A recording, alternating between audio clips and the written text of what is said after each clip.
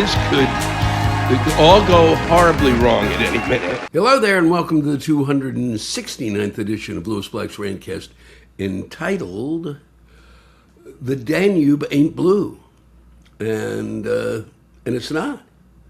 It's just not. It's turns out it's just been based on the waltz that Strauss wrote, and I guess he should have seen the Danube. It's not blue, but I guess you can't title the song "The Murky, Dark Danube," and it was a little murky and a little dark, but it was quite serene.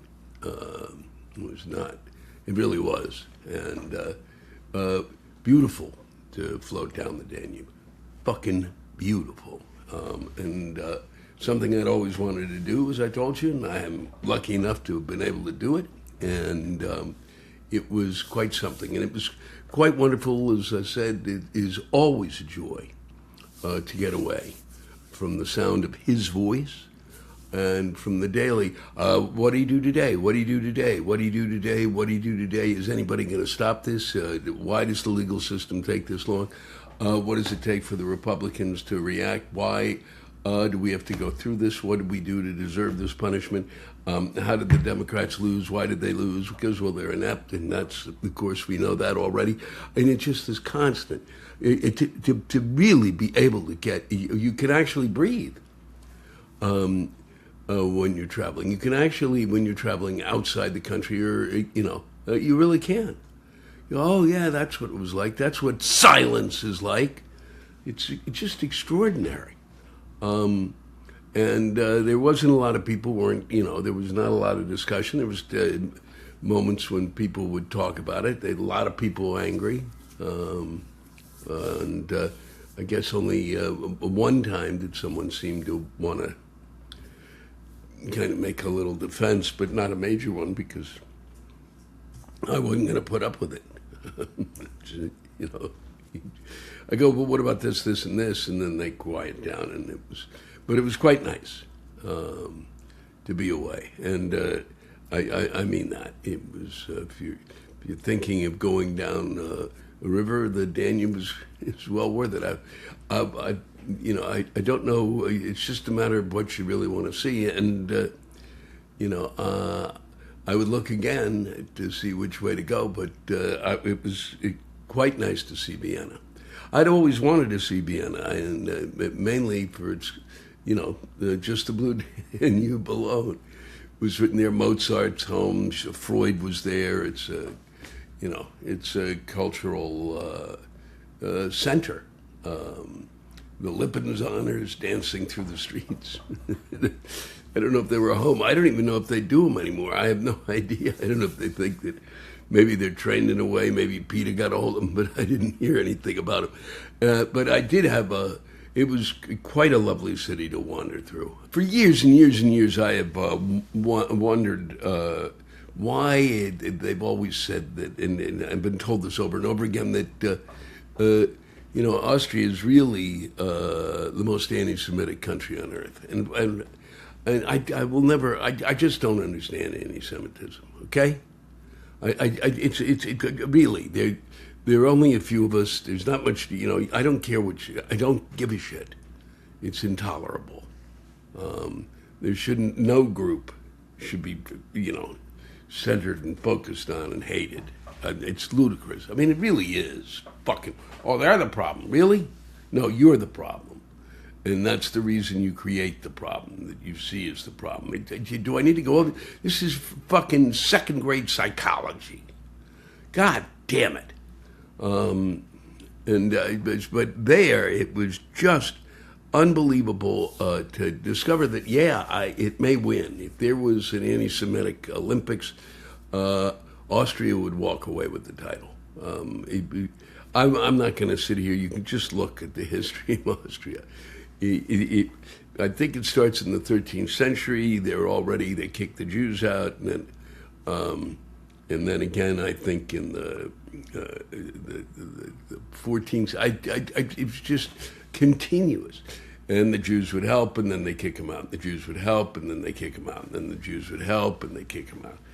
And they would, it was really like just a very bad marriage is what it was like. I don't know what brought the Jews back. I don't know what they thought they would be getting from the Austrians.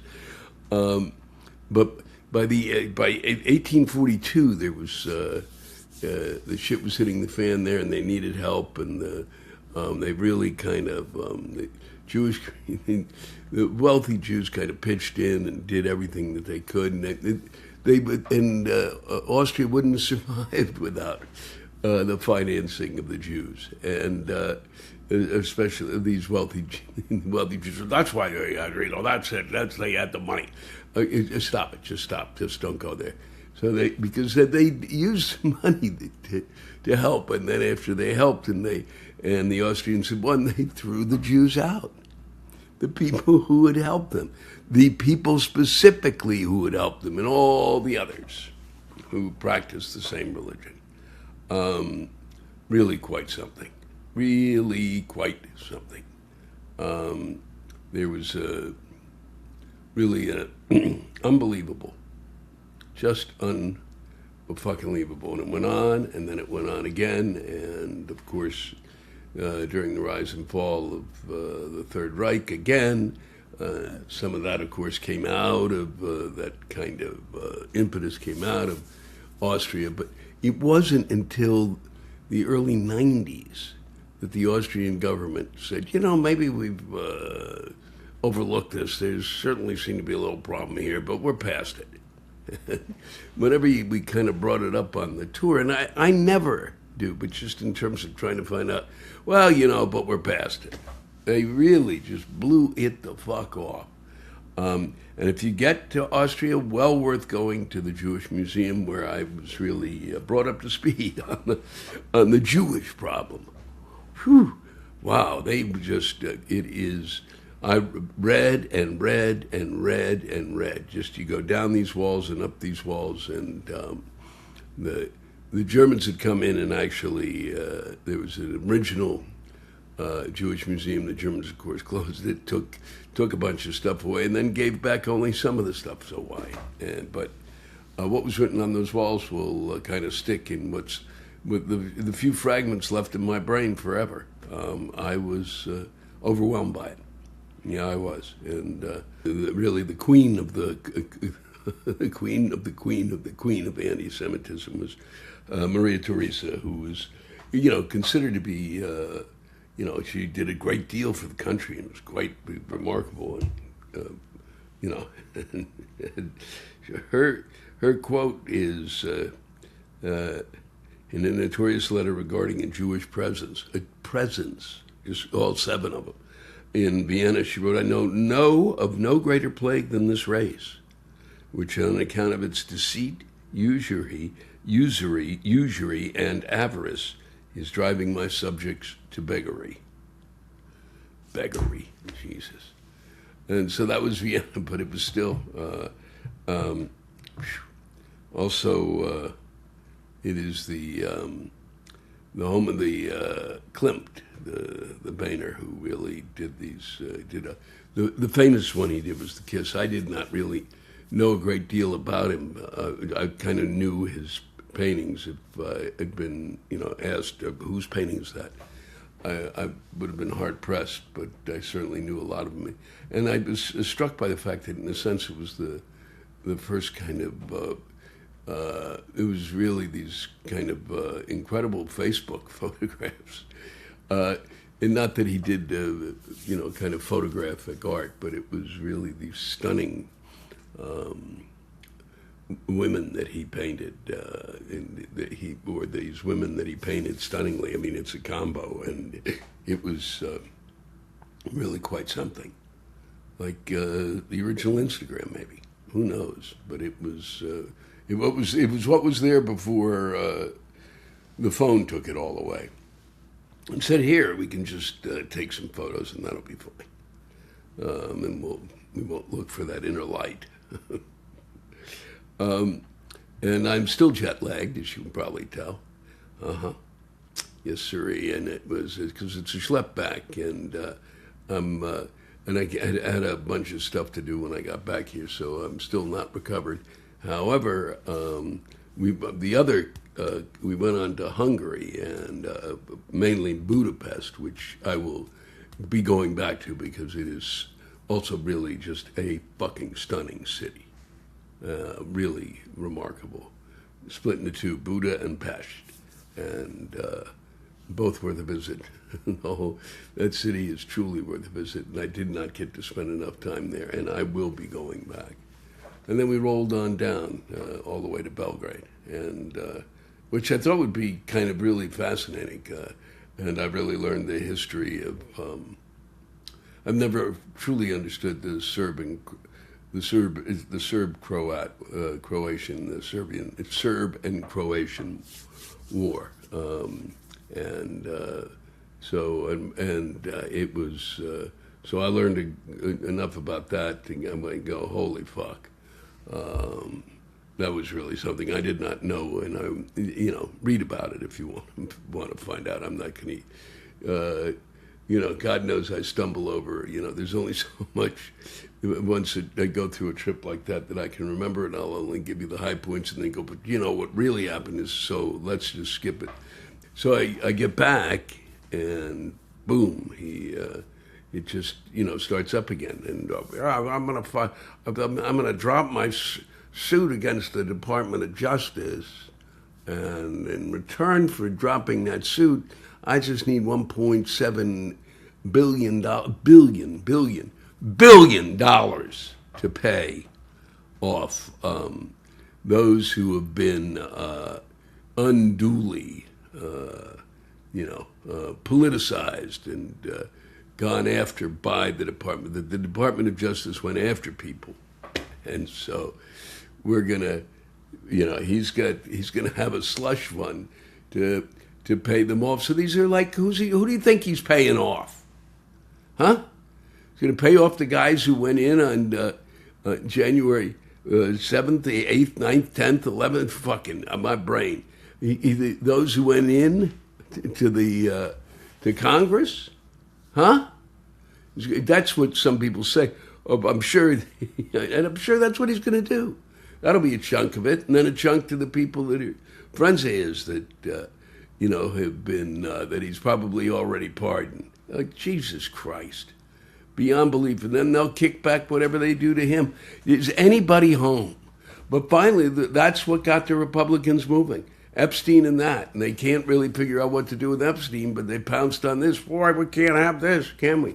Well, no, they can't. Even though they know that he pardoned them all and they did not censor him for that. Just even tell him, no, you can't do that. All right? He pardoned them. But this, you can pardon them, but you don't give them money. The fucking idiots. Okay? And then he had he filed suit against the